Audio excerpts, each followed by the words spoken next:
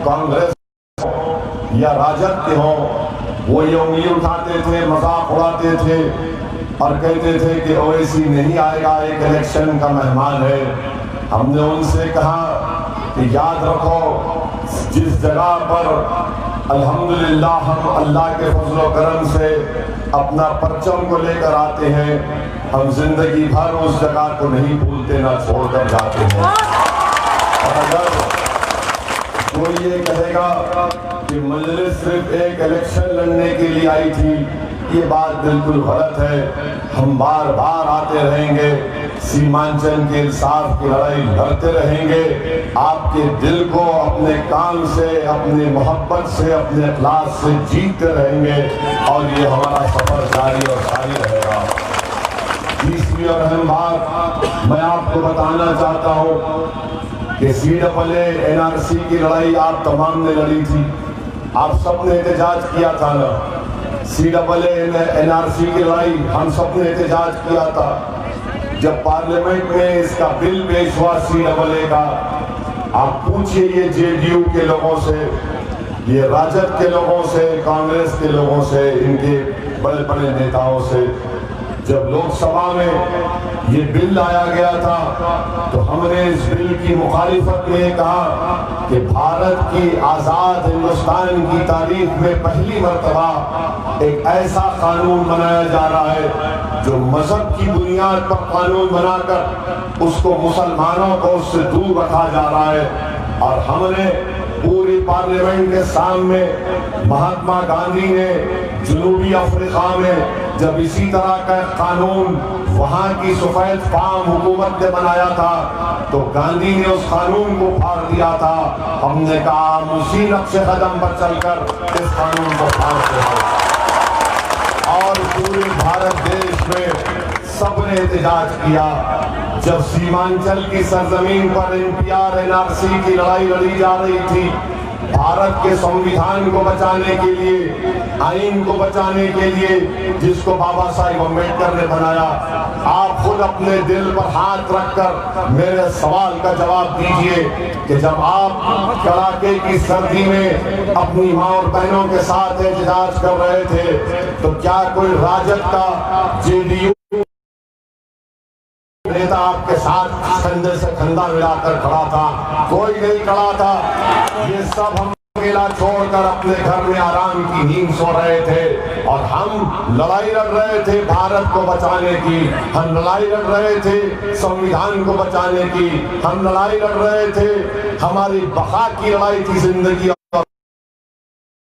जब इलेक्शन आ गया तो सब भिखारी बनकर सामने आकर हमदर्दी और दोस्ती के वादे करते हैं। और बुजुर्गों याद CAA NRC NPR इस भारत के संविधान के खिलाफ है, भारत के संविधान के खिलाफ है। और जो कुछ आसाम में हुआ, ये 15 लाख आसाम में लोग अवाम के जनता के नाम नहीं आए, जिसमें 5 लाख मुसलमान थे और 15 लाख हमारे गैर मुस्लिम भाई थे। उन 5 लाख जो मुसलमानों का नाम नहीं आया, बीजेपी कहती है कि उन 5 लाख को कोर्ट को जाकर अपनी भारत की शहरियत को साबित करना पड़ेगा। और जो 15 लाख हमारे गैर मुस्लिम भाई है, बीजेपी कहती है कि CAA NPR NRC के उनको भारतीय करार दिया जाएगा। आप बताइए, यही बिहार में बीजेपी करना चाहती है। मौजूदा बीजेपी के सदर JP नड्डा ने कह दिया कि आइंदा साल से CAA और NPR NRC लागू होगा। इसीलिए हम आपसे कह रहे हैं कि 7 तारीख के दिन जब आप अपना वोट डालने जाएंगे, अपने वोट को जाय होने से बचाइए। ऐसे पार्टी के नुमाइंदों को वोट डालिए जो आपके दरमियान में रहेंगे, आपकी लड़ाई रहेंगे। हमारे मुखालिफिन ये सवाल करेंगे कि बताओ ओवैसी, तुमने तेलंगाना में क्या काम किया जिस रियासत से तुम आते हो? तो हम उनको जवाब देकर बड़े इत्मीनान के साथ ये कह रहे हैं कि तेलंगाना में हमने वहां के मुख्यमंत्री के चंद्रशेखर राव से बात की, उन्होंने बल्कि पूरे मुसलमानों के, दलितों के एक वफद को बुलाकर बिठाकर हमसे पूछा, बताओ क्या करना है। हमने कहा, मुख्यमंत्री जी, आप तेलंगाना की विधानसभा में एक रेजोल्यूशन पास करके तेलंगाना की जनता को और भारत की जनता को, और खास तौर से जिस प्रदेश में बीजेपी जेडीयू है, खास तौर से सेकुलर पार्टियों को जिन्होंने MY के नाम पर हमारा वोट तो दिया मगर M को भूल गए, M को बर्बाद कर दिया। आप एक रेजोल्यूशन बनाइए और रेजोल्यूशन बनाकर ये कहिए कि तेलंगाना में सेंसस होगा मगर NPR NRC नहीं होगा। 48 घंटे के अंदर हमारे तेलंगाना के मुख्यमंत्री ने और मजलिस के खाली 7 MLA, कितने MLA मजलिस के तेलंगाना में? 7। और ये 7 MLA एक स्टेट के प्रदेश के मुख्यमंत्री को अपनी बात मनवाते। अब तेलंगाना में NPR NRC नहीं होगा। अगर बिहार में, मैं चैलेंज कर रहा हूं RJD को, राजद को, कांग्रेस को, क्या तुम जो तेलंगाना की सरकार ने किया तुम करोगे? तो बोलेंगे नहीं नहीं, अगर हम करेंगे तो हमारा दूसरा उत्तर वो भागेगा, ये गलत होगा। अरे भाई, जो हमको मुल्क से भगाना चाहते, हमारे घर से, हमारी जमीन से उखाड़ कर फेंकना चाहते, इतनी भी हिम्मत नहीं है कि उस कानून को जो भारत के संविधान, सवाल यहाँ पर हिंदू, मुसलमान, दलित, आदिवासी का नहीं है, संविधान के खिलाफ है। वो नहीं खोलते, क्यों नहीं खोलते? डर है कि वोट नहीं मिलेगा। तो हम क्या तुम्हारे गुलाम हैं राजद वालों? हम क्या तुम्हारे गुलाम हैं कि हम तुमको वोट डालते जाएंगे? नहीं मेरे भाई, ये बात आपको फैसला इस बात का करना है। अब रहा सवाल यहाँ पर, 5 साल पहले आपने गठबंधन के नाम पर धोखा देकर वोट हासिल किया, हम वोट कटवाए, मगर आपने गठबंधन को वोट दिया तो नीतीश कुमार जाकर मोदी के गोद में बैठकर दूध पी रहे हैं। क्या इसके जिम्मेदार राजद नहीं है? बोलेंगे कि बाबा हमको दे दे, हम तीनों मिलकर बीजेपी को रोकेंगे। तो आपने तीनों को देकर रोक दिया, आपने एक को नहीं देखा।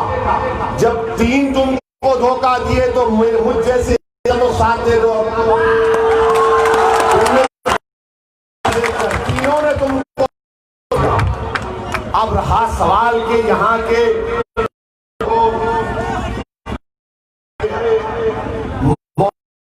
विधायक है जो इंशाल्लाह हारेंगे, इंशाल्लाह। जनाब अबीदुर रहमान साहब, आप तो कहीं नजर नहीं आते। अररिया की जनता ने कभी इनको फोन किया तो फोन इनका जब लगता ही नहीं है। इनका फोन लगाइए, लगता अब लगेगा, क्योंकि आपका हमसे कनेक्शन हो गया, आपसे हमारा कनेक्शन हो गया, तो अब उनका फोन लगेगा। इलेक्शन से पहले जब आप उनको फोन कर रहे थे तो उनके फोन से एक आवाज आती थी कि आप जिस नंबर से संपर्क करना चाहते हैं वो उस समय उपलब्ध नहीं है। अबीदुर रहमान साहब तो फोन लगाते थे 2 महीना पहले, तो अबीदुर रहमान के फोन से आवाज आती थी, आप जिस नंबर से संपर्क करना चाहते हैं वो उस समय उपलब्ध नहीं है। अब जब हमने अपना प्रत्याशी खड़ा कर दिया है, अब अबीदुर रहमान आपको फोन कर रहे हैं, अररिया की जनता को फोन कर रहे हैं, तो आपका काम क्या है उनको बताना कि जिस व्यक्ति को आपने कॉल किया है वो अभी दूसरी लाइन पर व्यस्त है। अब अबीदुर रहमान आपको फोन करेंगे तो आपका फोन से क्या जवाब जाना चाहिए कि जिस व्यक्ति को आपने कॉल किया है वो अभी मजलिस की लाइन से जुड़ा हुआ है। और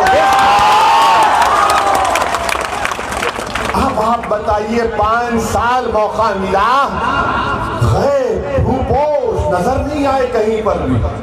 जनता ने जिसको वोट डाला उसको भूल गए।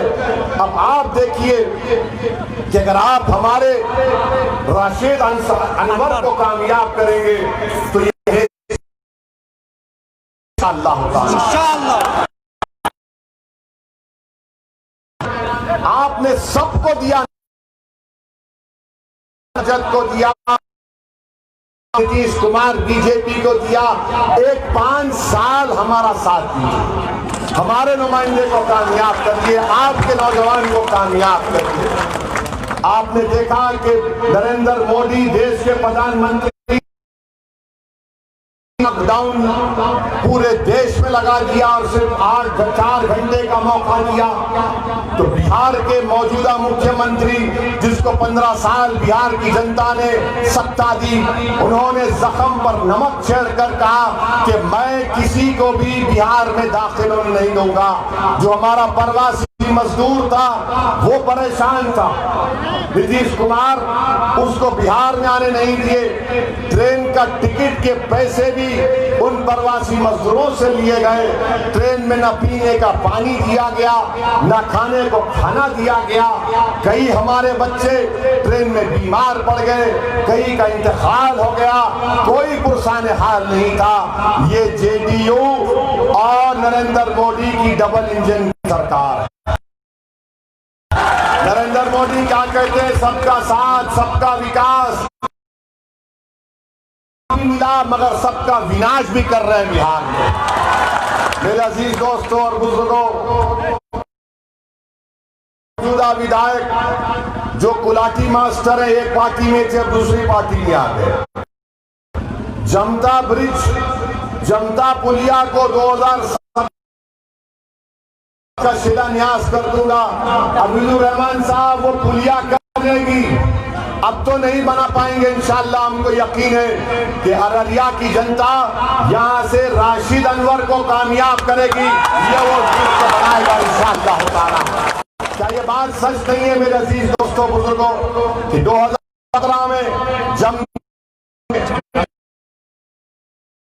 वो थोड़ा तलफ़ुज़ में मत वही समझ गए लोग, कम से कम हम बोल तो रहे, वो तो बोलते भी नहीं। 2017 में 2 लड़कियां उसमें गिर गई थी और उनको हलाक हो गई। पूछिए अब्दुल रहमान से क्या हुआ उसका, और फिर नहीं बना तो ये इसकी गलती जेडीयू की भी है, बीजेपी की भी है। नीतीश कुमार तो कहते हैं कि मैंने सब कर दिया, अरे भैया ये कौन करेगा फिर?